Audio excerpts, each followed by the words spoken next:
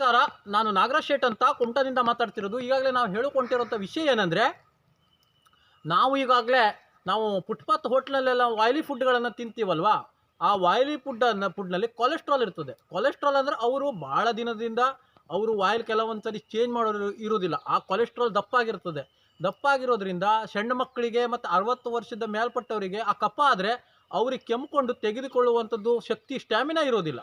ಅದಕ್ಕಾಗಿ ನಾನು ಹೋಟೆಲ್ನವರಿಗೂ ಕೂಡ ಏನು ಹೇಳ್ತಾ ಇದ್ದೇನೆ ಅಂದರೆ, ನೀವು ಕೊಲೆಸ್ಟ್ರಾಲ್ ಇಲ್ಲದ ಒಂದು ಆಹಾರವನ್ನು ಜನರಿಗೆ ನೀಡಿ. ಯಾಕೆ ಅಂದರೆ, ನಮಗೆ ಒಳ್ಳೆ ಆಹಾರ ಸಿಕ್ಕಿದರೆ ಒಳ್ಳೆ ದೇಹ ಇರ್ತದೆ. ಒಳ್ಳೆ ದೇಹ ಇದ್ದರೆ ಒಳ್ಳೆ ಬುದ್ಧಿ ಇರ್ತದೆ. ಒಳ್ಳೆ ಬುದ್ಧಿ ಇದ್ದರೆ ನಮ್ಮ ದೇಶ ಉನ್ನತ ಮಟ್ಟಕ್ಕೆ, ಅಭಿವೃದ್ಧಿಯತ್ತ ಕೊಂಡೊಯ್ಬೋದು. ಅದನ್ನು ಬಿಟ್ಕೊಂಡು ಈಗಾಗಲೇ ನಾವು ಫುಟ್ಪಾತ್ನಲ್ಲಿ ಏನು ಮಾಡ್ತಾ ಇದ್ದೀವಿ ಅಂದರೆ, ಆಯಿಲಿ ಫುಡ್ ಇರುವಂತಹ ಒಂದು ಆಹಾರವನ್ನು ಆದಷ್ಟು ಕಡಿಮೆ ಮಾಡುವಂಥ ಹೋಟೆಲ್ನವರಿಗೂ ಕೂಡ ಅವ್ರದ್ದು ಹೊಟ್ಟೆಪಾಡು ವ್ಯಾಪಾರ ಆಗಿರ್ತದೆ. ಅವರಿಗೂ ನಾವು ಏನು ಹೇಳೋಕ್ಕಾಗೋದಿಲ್ಲ.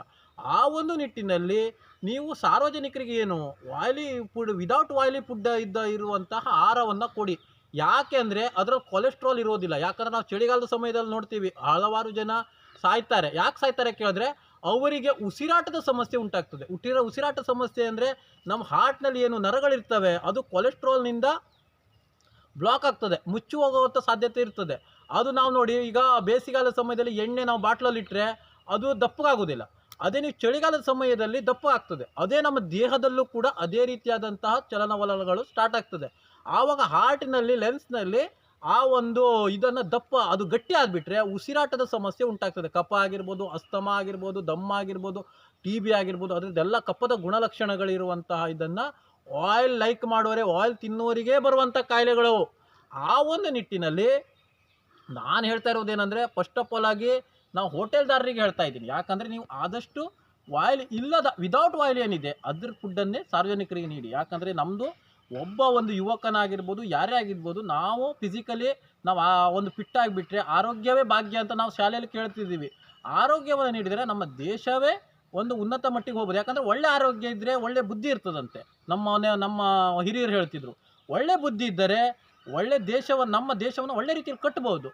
ಕಟ್ಟೋದ್ರಿಂದ ನಮ್ದೀಗ ನಾವು ಏನು ಭದ್ರತೆ ವಿಷಯದಲ್ಲಾಗಿರ್ಬೋದು, ನಾವು ಸೈನಿಕರನ್ನೆಲ್ಲ ನಾವು ಭದ್ರತೆಯಿಂದ ಸೈನಿಕರು ನಾವು ಸಾವು ನೋವು ಸಂಭವಿಸೋದು ಕಡಿಮೆ ಆಗ್ತದೆ.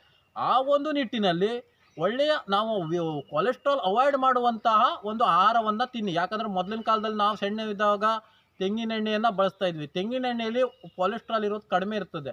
ಈಗ ಎಲ್ಲ ಥರದ ಪಾಮ್ ಆಯಿಲ್ ಆಗಿರ್ಬೋದು ಅದೆಲ್ಲನ ಬಳಸ್ತಾ ಇದ್ದಾರೆ. ಆದರೆ ಕೊಲೆಸ್ಟ್ರಾಲ್ ಇಲ್ಲದ ಒಂದು ಆಯಿಲ್ ಬಳಸಿದರೆ ಅದು ಉಸಿರಾಟಕ್ಕೆ ಸಮಸ್ಯೆ ಆಗೋದಿಲ್ಲ. ಆ ಒಂದು ನಿಟ್ಟಿನಲ್ಲಿ ನೀವು ಫುಟ್ಪಾತ್ನ ಹೋಟ್ಲ್ನವರಿಗೂ ಹೇಳ್ತಾ ಇದ್ದೀನಿ. ಯಾಕಂದರೆ ಅದು ಏನು ಒಂದು ಆಹಾರವನ್ನು ಎಣ್ಣೆ ಒಳಗೆ ತೆಗೆದಿರುವಂಥ ಆಹಾರದಲ್ಲಿ ಆಯಿಲ್ ಜಾಸ್ತಿ ಒಳಗಿರ್ತದೆ. ಅದಕ್ಕಾಗಿ ಅದು ತೆಗೆದಿರುವಂಥ ಆಹಾರವನ್ನು ಕೆಲವೊಂದು ಜನ ನಾವು ಮೀನು ಫ್ರೈ ತಿನ್ನಬೇಕಾದ್ರೆ ತವಾ ಫ್ರೈ ಅಂತ ತೊಗೊಳ್ತಾರೆ. ಯಾಕಂದರೆ ಅದು ತೆಗೆದಿರೋದಿಲ್ಲ. ಆ ಒಂದು ನಿಟ್ಟಿನಲ್ಲಿ ತೆಗೆದಿರುವಂಥ ಆಹಾರದಲ್ಲಿ ಆಯಿಲ್ ಜಾಸ್ತಿ ಇರ್ತದೆ. ಅದಕ್ಕಾಗಿ ಅದನ್ನು ಆಯಿಲಿ ಫುಡ್ಡನ್ನು ಆದಷ್ಟು ಅವಾಯ್ಡ್ ಮಾಡಿದರೆ ಹಾರ್ಟಿನ ಸಮಸ್ಯೆ, ಹೃದಯಾಘಾತ ಬರುವಂಥದ್ದು ಸಮಸ್ಯೆ ಕಡಿಮೆ ಆಗ್ತದೆ. ಯಾಕಂದರೆ ಅದು ನಮ್ಮ ಹಾರ್ಟನ್ನು, ರಕ್ತವನ್ನು ಪಂಪ್ ಮಾಡುವಂಥ ಅಂಗ ಏನಂದರೆ ಹೃದಯ.